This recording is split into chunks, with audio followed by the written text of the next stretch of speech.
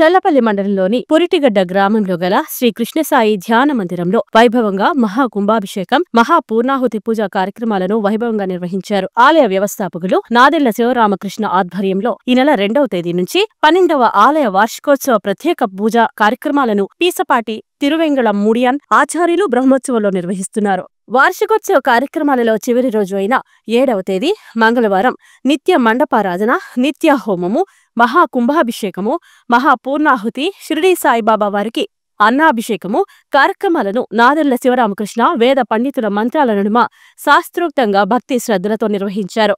అవనిగడ్డ శాసనసభ్యులు మండలి బుద్ధప్రసాద్ ప్రత్యేక పూజా కార్యక్రమాల్లో పాల్గొని సాయిబాబాకు అభిషేకాలు చేశారు.